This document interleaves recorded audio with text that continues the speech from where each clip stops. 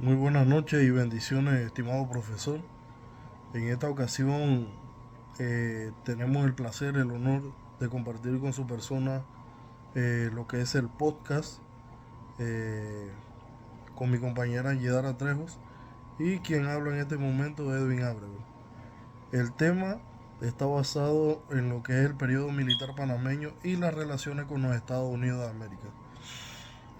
Como primer punto me gustaría señalar que desde el tiempo del inicio de lo que es la relación entre Panamá y Estados Unidos, todavía a lo que es la actualidad, seguimos aliados, ¿sí? Seguimos con un nexo bastante importante. ¿Sí? En este sentido, eh, me gustaría tocar el tema de que entre la soberanía y la sombra, Panamá y Estados Unidos, durante el periodo militar, pues no podemos decir que simplemente está basado en lo que es el militarismo, eh, los conflictos, los tratados.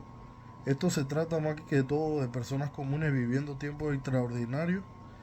eh, y pues muchas personas toman este acontecer como algo, un pasaje de la vida muy escabroso.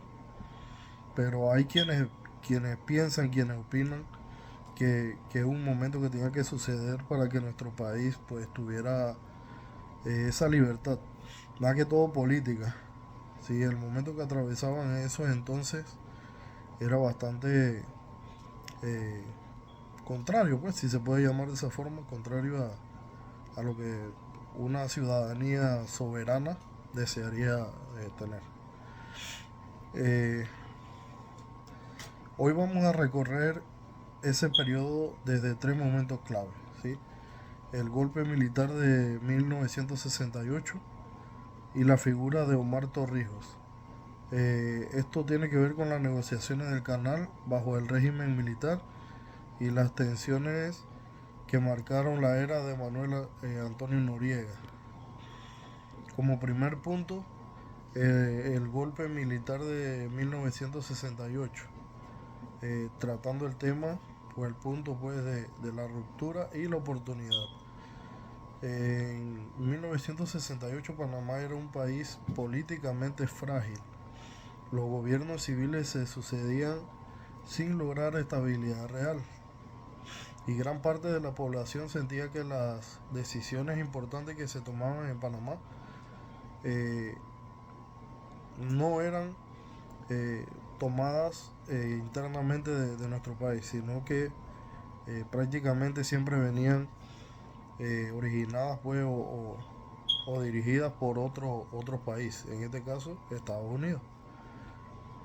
El golpe militar del 11 de octubre de 1968 no fue recibido de una sola manera. Para algunos fue un acto ilegítimo, pero para otros una ruptura necesaria con un sistema que ya no respondía a la gente.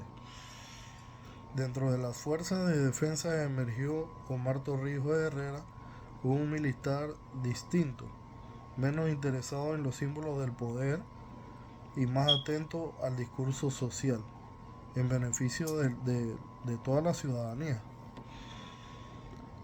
Torrijos entendió que el problema de Panamá no era solo interno. La existencia de la zona del canal, un territorio panameño controlado por los Estados Unidos, era una herida abierta en la identidad nacional. Para muchos panameños la soberanía era incompleta mientras que una franja del país funcionara como una enclave extranjero. Bajo su liderazgo, hablando de Omar Torrijos, el régimen militar impulsó reformas sociales, educación rural y una narrativa nacionalista que conectó con amplios sectores populares. No era una democracia, pero tampoco una dictadura tradicional. En sus primeros años era un gobierno autoritario con una fuerte base simbólica. Para el siguiente punto vamos a hablar sobre las negociaciones del Canal de Panamá durante el régimen militar. Durante muchas décadas, Estados Unidos había y todavía considera el Canal de Panamá como un activo que es estratégicamente vital. Pero para nuestro país, en cambio, el canal era como para llamarle una paradoja. Era la obra más importante de nuestro país, pero completamente fuera de su control. Las negociaciones que llegaron a culminar con los tratados Torrijos-Carter de 1977 no surgieron de la nada, fueron el resultado de muchos años de intentos de negociaciones y protestas estudiantiles, la presión diplomática que existía a manera internacional y un contexto de tipo global donde el colonialismo ya no era aceptado de la misma manera. El general Torrijos jugó un papel fundamental.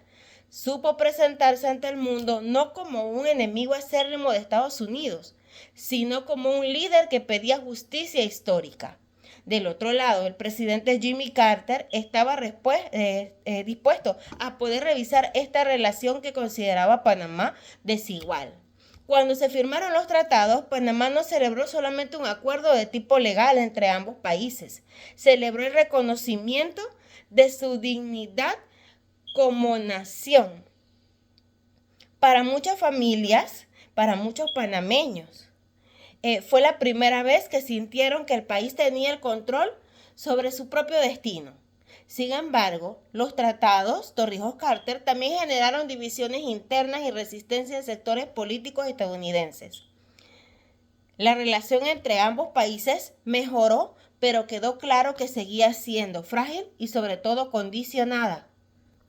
El siguiente punto que es importante mencionar es, luego del general Torrijos, el general Noriega y el deterioro de las relaciones con los Estados Unidos. La muerte del general Omar Torrijos en agosto de 1981 dejó un vacío enorme. No solamente fue político, sino también simbólico. Sin su figura, que era conciliadora, el régimen militar definitivamente cambió de rostro. Manuel Antonio Noriega asumió el control real del país en un contexto muy distinto. Ya no se hablaba de reformas sociales como tales, sino de control, de vigilancia y sobre todo, y lo más preocupante, de represión. La prensa fue silenciada, la oposición fue arduamente perseguida y el miedo comenzó a instalarse en la vida cotidiana de cada uno de los panameños. De forma paradójica, puedo mencionar que Noriega había sido durante años colaborador de agencias de inteligencia estadounidense, pero esta relación se rompió cuando dejó de ser útil y comenzaron a pesar las acusaciones contra él en lo referente al narcotráfico y al autoritarismo. Estados Unidos impuso sanciones de tipo económico que vinieron a afectar directamente a la población panameña. El desempleo, la escasez y una sensación constante de asfixia y de opresión para el pueblo panameño. El conflicto ya no era solamente de tipo político, también se sentía en cada uno de los hogares de Panamá. La invasión de 1989 fue el punto más doloroso, porque más allá de la caída de Noriega dejó una herida profunda en nuestro país. Civiles muertos, barrios destruidos y una memoria que aún divide opiniones. Para muchos panameños, sobre todo los que vivieron aquellos tiempos de terror, fue una liberación. Para otros, algunos que no conocen cierta parte de la historia, es una violación grave a la soberanía nacional. Como reflexiones finales podemos mencionar que el periodo militar panameño no puede entenderse en matices solamente de color blanco o color negro.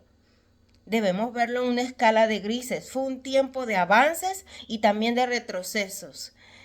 Hubo orgullo nacional, sí, pero también profundo sufrimiento y opresión al pueblo, persecuciones, desapariciones. La relación con los Estados Unidos estuvo marcada por la dependencia, por las confrontaciones y las negociaciones constantes.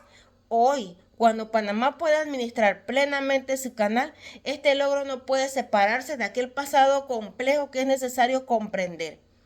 porque comprenderlo no es justificarlo, sino poder aprender de él. La historia es como sucedió y lo que decidimos recordar y cómo lo queremos contar. Muchas gracias.